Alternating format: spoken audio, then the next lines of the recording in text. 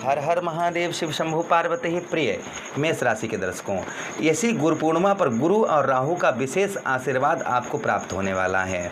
गुरु पूर्णिमा के ठीक 5 दिन बाद 2 अगस्त 2026 से लेकर फरवरी 2027 तक देवगुरु बृहस्पति के नक्षत्र में राहु महाराज रहेंगे। वो नक्षत्र रहेगा पूर्व भाद्रपद नक्षत्र, जिससे आपके भाग्य, कैरियर, बिजनेस, व्यापार, शिक्षा, प्रेम, स्वास्थ्य, नौकरी, हर एक चीज़ पर इस नक्षत्र का प्रभाव आपके जीवन पर पड़ता हुआ नजर आएगा। साथ ही साथ कुछ सावधानियां भी इस नक्षत्र में आपको बरतनी होंगी और अच्छे लाभ, क्योंकि अब जो है ना राहु महाराज देवगुरु बृहस्पति के आचरणों पर चलते हुए नजर आएंगे। अभी तक क्या था, अपने नक्षत्र में 27 में चल रहे थे और 2 अगस्त तक 27 में ही रहेंगे। 2 अगस्त को ये नक्षत्र परिवर्तन करेंगे। मैं देखिए सबकी तरह हवा हवाई और झूठ बोलकर व्यूज़ पाने का काम नहीं करता हूँ। जो स्पष्ट है, जो सही है, वही आपको बताता हूँ। तो सही जानने वाले, सही देखने वाले और ज्योतिष की गणना का सही समझने वाले वो इस प्रोग्राम के साथ शुरू से लेकर अंत तक बने रहें। नमस्कार, मैं ज्योतिष आचार्य शिवराज शास्त्री आप लोगों का हार्दिक स्वागत कर रहा हूं। ये प्रोग्राम आपके लगन पर आधारित है, आपकी चंद्र राशि पर आधारित है। आपको दोनों चीज़ें नहीं पता है, मेरी लगन क्या है, मेरी चंद्र राशि क्या है, तब वहाँ स्थिति में इस प्रोग्राम को आप नाम राशि पर भी देख सकते हैं। अगर आप अपनी जन्म कुंडली पर परामर्श विश्लेषण विस्तार पूर्वक अच्छी तरीके से अनलिमिटेड समय के साथ में करवाना चाहते हैं तो आप हमारे दिए गए नंबर पर संपर्क करके अपनी जन्म कुंडली का परामर्श विश्लेषण विस्तार पूर्वक अच्छी तरीके से करवा सकते हैं। अब चलिए बिना देर के वो समझाते हैं। देखिए, नवंबर 2025 में राहु महाराज ने नक्षत्र परिवर्तन किया था, अपने नक्षत्र 27 में आए। कहता ना, एक कहावत है देहात में हमारे कि एक तो करेला दूसरो नीवा पौड़ो, तो अर्थात एक तो करेला दूसरा नीम पर पौड़ा। तो अर्थात जो है ना, एक तो राहु महाराज और दूसरा अपने नक्षत्र में।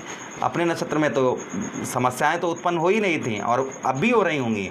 क्या समस्याएं उत्पन्न हो रही होंगी, 2 मिनट सुन लेते हैं कि क्या समस्याएं आपके जीवन पर चल रही हैं। फिर चर्चा करेंगे कि इस नक्षत्र में प्रवेश करते ही आपके जीवन पर हर एक चीज़ पर क्या प्रभाव पड़ता हुआ नजर आएगा। तो देखिए, आपके कौन से एकादश भाव पर राहु महाराज हैं। कोई भी सफलता पाने के लिए, छोटी से छोटी सफलता पाने के लिए आपको बहुत ज़्यादा संघर्ष करना पड़ रहा होगा। साथ ही साथ आय से जुड़े हुए स्रोत, आपके जहाँ से पैसा आ रहा था वो बंद हो रहा होगा धीरे धीरे। साथ ही साथ में आपके पैरों से रिलेटेड या हड्डी से रिलेटेड हो सकता है कुछ परेशानी आपको झेलनी पड़ रही होगी। भाई बहनों से भी आपके अनमन या भाई बहनों से कोई भी स्नेह प्रेम आपको प्राप्त नहीं हो पा रहा होगा।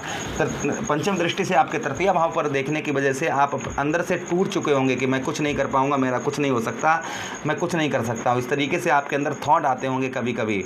आपका साहस, आपका पराक्रम, आपका पुरुषार्थ ना के बराबर हो गया होगा। वाणी दोष, कितना भी अच्छा किसी से मीठा बोल रहे होंगे किंतु सामने वाले को आपकी बात जो है वो जहर के समान लगती होगी। पंचम भाव पर केतु महाराज होने के कारण बुद्धि आपकी ठीक तरीके से काम नहीं कर रही होगी। पेट से संबंधित समस्याएं, साथ ही साथ संतान से जुड़ी हुई समस्याएं, प्रेम संबंधों में आपके समस्याएं, आप किसी से प्रेम करते हैं तो वह प्रेम आपको छोड़कर चला गया होगा, फ्रॉड कर दिया होगा। सप्तम भाव पर दृष्टि पड़ने के कारण दाम्पत्य वैवाहिक जीवन से रिलेटेड परेशानियां। उसी के साथ ही साथ में सप्तम भाव आपका जो है व्यवसाय, दैनिक आय का है, तो दैनिक आय में भी समस्याएं इस समय पर देखने को आपको मिल रही होंगी। तो ये समस्याएं कहीं ना कहीं मेष राशि के दर्शकों को इस समय पर चल रही हैं। जिन लोगों के साथ इस तरीके की घटनाएं घटित होती हैं तो प्लीज़ हमें कमेंट करके ज़रूर बताइएगा।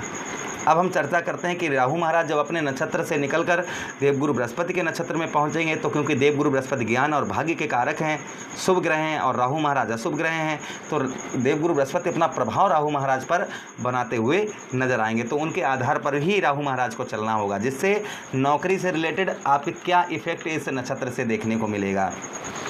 नौकरी से रिलेटेड अगर हम बात करें तो यदि लंबे समय से आपका प्रमोशन या वेतन में वृद्धि की आप प्रतीक्षा कर रहे थे तो संभवतः ही आपके वेतन में तथा आपके प्रमोशन में कुछ बदलाव देखने को मिलेगा। वेतन बढ़ने की संभावना रहेगी या फिर प्रमोशन होने की संभावना रहेगी।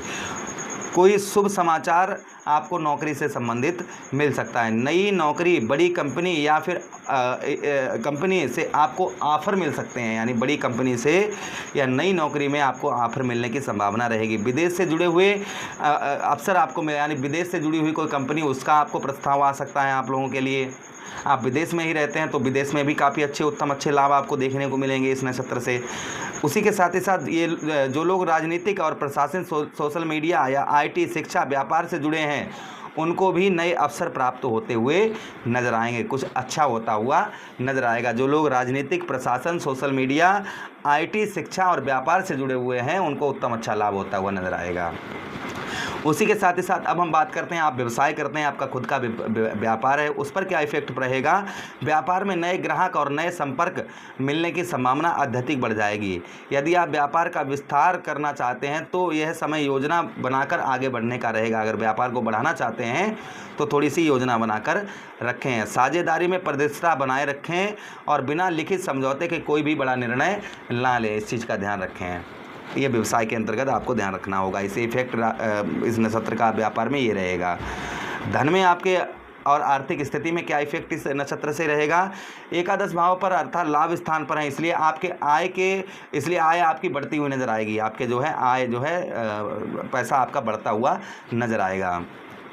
रुका हुआ धन आपका मिल सकता है। निवेश से लाभ मिलने की संभावना है। कोई निवेश करना चाहते हैं तो उससे अच्छा लाभ मिलेगा, लेकिन केवल अच्छी जानकारी के बाद ही निवेश करें, इस चीज़ का ध्यान रखें। अनावश्यक खर्च और दिखावे से बचें। अनावश्यक खर्च पर नियंत्रण बनाकर रखें और दिखावा ना करें, इस चीज़ का ध्यान रखें धन से रिलेटेड। तो ये धन में आपको थोड़ी सावधानी बरतनी होगी और कुछ लाभ भी होते हुए नजर आएंगे। बात करेंगे परिवार से रिलेटेड, इस इफेक्ट का परिवार पर आपके क्या इफेक्ट पहुंचता हुआ नजर आएगा। परिवार में खुशियों का माहौल आपके बन सकता है।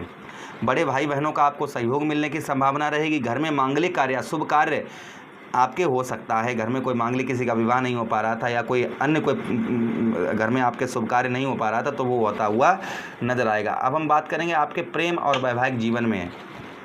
यदि आप अविवाहित हैं तो अच्छा विवाह प्रस्ताव आपको मिलने की संभावना बहुत ज़्यादा रहेगी। प्रेम संबंधों में विश्वास और समझ आपकी बढ़ सकती है। विवाहित लोग जो हैं उनके जीवन साथी का भरपूर सहयोग मिलेगा, लेकिन परिवार में जो है ना, दाम्पत्य वैवाहिक जीवन में आप स्त्री हैं तो पति को थोड़ा समय दें, अगर आप पुरुष हैं तो पत्नी को थोड़ा सा समय दें, इस चीज़ का ध्यान रखें। संतान और शिक्षा से रिलेटेड क्या प्रभाव रहेगा, इसे इफेक्ट रहेगा। संतान पक्ष से शुभ समाचार आपको मिलेगा। विद्यार्थियों के लिए प्रतियोगी परीक्षाओं में उच्च शिक्षा और विदेश में पढ़ाई के अवसर बन सकते हैं। मेहनत करने वालों को अच्छे परिणाम मिलने की संभावना रहेगी। उसी के साथ ही साथ हेल्थ की बात करते हैं, आपके हेल्थ में क्या रहेगा। तो हेल्थ में स्वास्थ्य सामान्य रहेगा, लेकिन अधिक काम के कारण थकान, रक्तचाप और सिर दर्द और नींद की कमी हो सकती है। इसलिए आप नियमित व्यायाम करें, योग करें और संतुलित भोजन करें, इस चीज़ का ध्यान रखें अपने स्वास्थ्य में। और साथ ही साथ उपाय भी करें। क्या उपाय करें। लालच में आकर पहले तो सावधानी सुनिएगा, क्या सावधानी आपको बरतनी है। लालच में आकर गलत निवेश ना करें, इस चीज़ का ध्यान रखें। मित्रों पर आंख मूंद कर विश्वास ना करें, इस चीज़ का ध्यान रखें।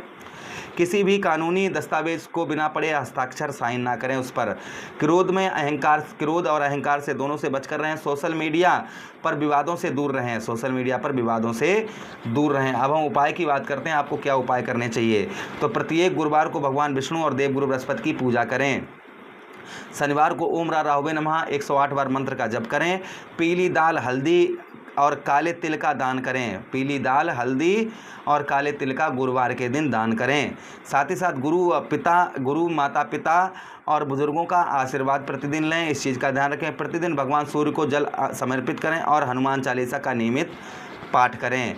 इससे कोई भी इफेक्ट राहु महाराज का, जो मैंने कुछ चीज़ें आपको बताई हैं स्वास्थ्य से संबंधित या किसी अन्य चीज़ में, तो उसमें आपको परेशानी नहीं रहेगी ये उपाय करने से। और सावधानी अवश्य बनाकर चलिएगा, जिससे आपको उत्तम अच्छा लाभ अवश्य ही होगा। तो यही आपके लिए फलादेश था। आशा कर रहे हैं वीडियो काफ़ी अच्छा आप लोगों को लगा होगा।